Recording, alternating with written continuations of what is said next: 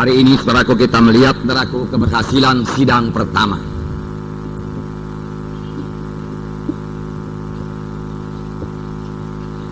Kita melihat saudaraku bahwasanya sidang pertama sangat berhasil saudaraku. Sidang pertama berkembang dengan pesat. Sidang pertama saudaraku, kita melihat dalam sidang pertama kuasa Tuhan dinyatakan.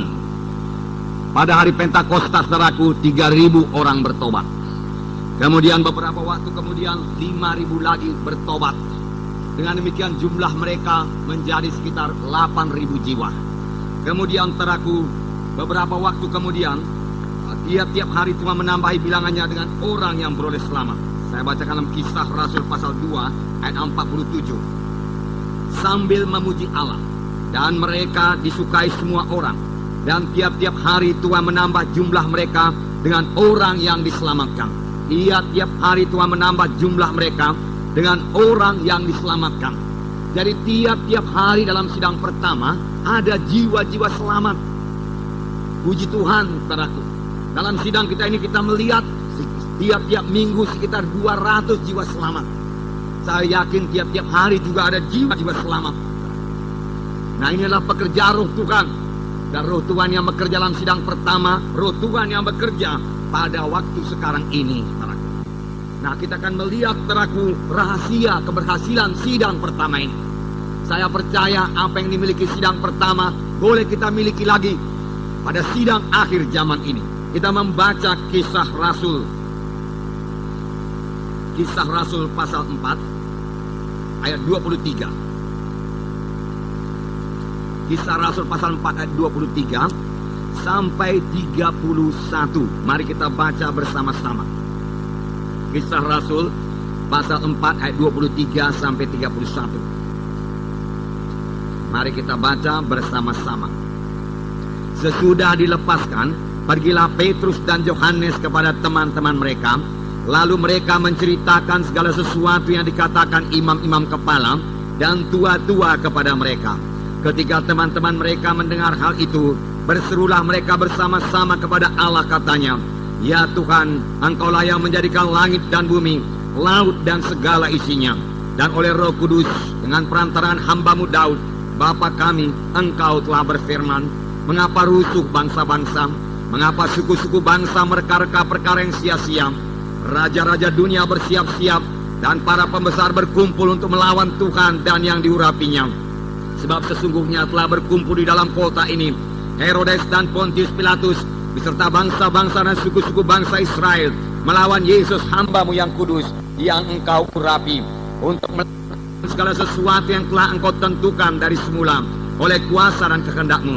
Dan sekarang ya Tuhan, lihatlah bagaimana mereka mengancam kami, dan berikanlah kepada hamba-hamba-Mu keberanian untuk memberitakan firman-Mu. Ulurkanlah tangan-Mu untuk menyembuhkan orang, dan adakanlah tanda-tanda dan mujizat-mujizat oleh nama Yesus hamba-Mu yang kudus. Dan ketika mereka sedang berdoa, goyanglah tempat mereka berkumpul itu, dan mereka semua penuh dengan Roh Kudus. Lalu mereka memberitakan firman Allah dengan berani." Di sini dikatakan sesudah dilepaskan. Sesudah dilepaskan, pergilah Petrus dan Yohanes kepada teman-teman mereka. Dilepaskan dari manakah ini, saudaraku? Dilepaskan dari tahanan, dilepaskan dari penjara. Mengapa mereka di penjara? Karena mereka menyembuhkan seorang yang sakit tepok, yang umurnya sudah 40 tahun dengan mujizat Tuhan. Ahli-ahli Taurat, imam-imam kepala tidak senang. Mereka bukannya bersyukur ada orang yang sembuh, yang sudah 40 tahun lamanya sakit. Tiba-tiba oleh kuasa Tuhan, oleh mujizat Tuhan, orang itu berjalan, berdiri, bersorak-sorai masuk ke rumah sembahyang. Dan hal tersebut dilihat oleh orang banyak, dilihat oleh imam-imam kepala, ahli-ahli Taurat. Mereka bukannya bersyukur seorang telah disembuhkan Tuhan, tetapi mereka saudaraku cemburu. Mereka merasa disaingi saudaraku oleh rasul-rasul. Itulah dia Rasul Petrus dan Yohanes saudaraku. Dan mereka menangkap rasul-rasul, mereka memenjarakan rasul-rasul, dan keesokan harinya mereka diadili saudaraku. Ini tertulis dalam ayat di atasnya. Saya bacakan kepada saudara. Kisah Rasul pasal 4 ayat 19. Tetapi Petrus dan Yohanes menjawab mereka, "Silakan kamu putuskan sendiri manakah yang benar di hadapan Allah? Taat kepada kamu atau taat kepada alam? Sebab tidak mungkin bagi kami untuk tidak berkata-kata tentang apa yang telah kami lihat dan yang telah kami dengar. Mereka semakin keras mengancam rasul-rasul itu, tetapi akhirnya melepaskan mereka juga. Sebab sidang tidak melihat jalan untuk menghukum mereka, karena takut akan orang banyak yang memuliakan Allah berhubung dengan apa yang telah terjadi. Sebab orang yang disembuhkan oleh mujizat itu sudah lebih dari 40 tahun umurnya. Mereka dilarang berbicara dalam nama Yesus. Mereka diancam kalau berbicara dalam nama Yesus akan dipenjarakan. Tetapi Petrus dan Yohanes dengan berani menjawab, putuskan sendiri dalam hati kamu, dia katakan, apakah yang harus kami laksanakan? Taat kepadamu atau taat kepada Tuhan? Sebab kami, dia katakan, tidak mungkin tidak berbicara dalam nama Yesus. Kami akan terus bicara dalam nama Yesus. Sebab kami sudah lihat betapa baiknya Tuhan itu. Kami sudah lihat, kami sudah dengar berita Injil, dan hidup kami telah diubahkan. Kami penuh dengan sukacita, maka tidak mungkin kami berhenti bicara dari hal apa yang telah kami dengar dan apa yang telah kami lihat. Nah, saudaraku, dan mereka melepaskan Petrus dan Yohanes. Inilah yang kita baca tadi, saudaraku. Nah, jadi saudaraku, ada aniaya dalam sidang pertama. Saudara berkata dalam aniaya sidang berkembang juga. Justru kerap kali dalam aniaya sidang berkembang dengan pesat, saudaraku. Sebab aniaya itu, saudaraku, mendorong saudara anak-anak Tuhan untuk bersandar sepenuhnya kepada Tuhan. Dan aniaya tidak pernah membinasakan gereja, saudaraku. Di zaman manapun, saudaraku. Dan selalu saja, saudaraku, anak-anak Tuhan yang benar itu menerima aniaya, saudaraku. Menerima aniaya. Firman Tuhan juga mengatakan demikian, saudaraku. Sebelum Tuhan Yesus naik ke sorga, dia berkata kepada murid-muridnya bahwasanya murid-muridnya akan dianiaya. Dalam Yohanes 15, saya bacakan kepada saudara.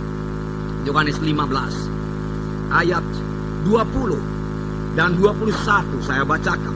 Ingatlah apa yang telah kukatakan kepadamu. Seorang hamba tidaklah lebih tinggi daripada tuannya. Jikalau mereka telah menganiaya aku, mereka juga akan menganiaya kamu. Jikalau mereka telah menuruti firmanku, mereka juga akan menuruti perkataanmu. Tetapi semuanya itu akan mereka lakukan terhadap kamu karena namaku, sebab mereka tidak mengenal Dia yang telah mengutus aku. Saudara yang kekasih, di dalam nama Yesus, saudaraku, Tuhan Yesus telah mengatakannya lebih dahulu. Bukan padamu, Tuhan Yesus berkata, seorang hamba tidak lebih daripada tuannya. Kalau mereka menganiaya aku, mereka juga akan menganiaya kamu. Tuhan Yesus berkata. Siapakah yang menganiaya Tuhan Yesus? Orang kafirkah yang menganiaya Tuhan Yesus? Tidak, saudaraku. Yang menganiaya Tuhan Yesus justru adalah orang-orang yang beragama. Yang menganiaya Tuhan justru ahli-ahli Taurat, imam-imam kepala yang melayani dalam rumah sembahyang pada waktu itu. Karena mereka sebenarnya cemburu akan pelayanan Tuhan Yesus. Tetapi mereka tidak sadar, saudaraku, mereka telah dipakai oleh setan. Dan Tuhan Yesus berkata, tidak usah heran. Tuhan Yesus berkata, mereka menganiaya aku, mereka juga akan menganiaya kamu. Semua itu mereka perbuat karena mereka tidak mengenal Dia, tidak mengenal Bapa itu. Tuhan Yesus berkata, sampai sekarang juga aniaya datang kepada anak-anak Tuhan. Nah, Tuhan Yesus berkata, tidak usah heran. Roma 8 ayat 17 mengatakannya lebih jelas lagi. Jadi kalau ada aniaya datang kepada saudara, saudara dikata-katain, saudara dicela, saudara disingkirkan, tidak usah heran. Tidak usah heran. Roma 8 ayat 17. Dan jika kita adalah ahli waris, maksudnya orang-orang yang berhak menerima janji-janji Allah, yang akan menerimanya bersama-sama dengan Kristus, yaitu jika kita menderita bersama-sama dengan Dia, supaya kita juga dipermuliakan bersama-sama dengan Dia. Di sini dikatakan, jika kita adalah anak, kita adalah ahli waris. Semua kita ini anak Tuhan, saudaraku. Semua kita ini ahli waris kerajaan sorga. Ada warisan kita di sorga, haleluya, saudara-saudara. Beberapa waktu yang lalu kita mendengarkan firman Tuhan di sini mengenai kenaikan Tuhan Yesus. Yesus naik ke sorga untuk mempersiapkan tempat bagi kita. Ada rumah kita di sorga. Ada warisan kita di sorga.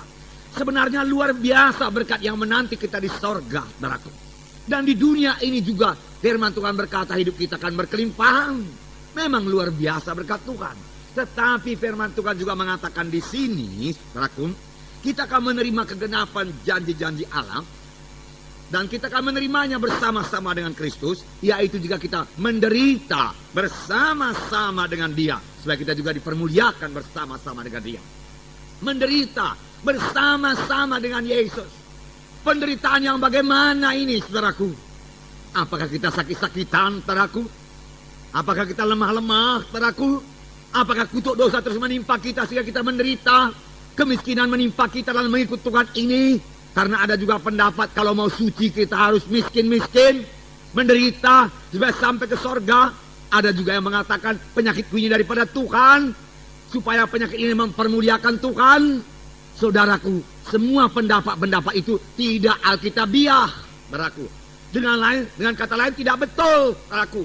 Penyakit bukan daripada Tuhan. Tuhan menghendaki kita sehat, saudaraku. 80% daripada pelayanan Tuhan selama Dia di bumi ini menyembuhkan penyakit, saudaraku. Dan firman Tuhan berkata, saudaraku, oleh bilur-bilur Yesus kamu sudah sembuh. Jadi jelas, saudaraku, bahwasanya penderitaan yang dimaksud di sini bukan penyakit, saudaraku. Bukan kutuk dosa, bukan kemiskinan, saudaraku, bukan, saudaraku. Karena Tuhan juga telah mengangkat kemiskinan kita. Jadi penderitaan apa ini, saudaraku? Penderitaan karena aniaya.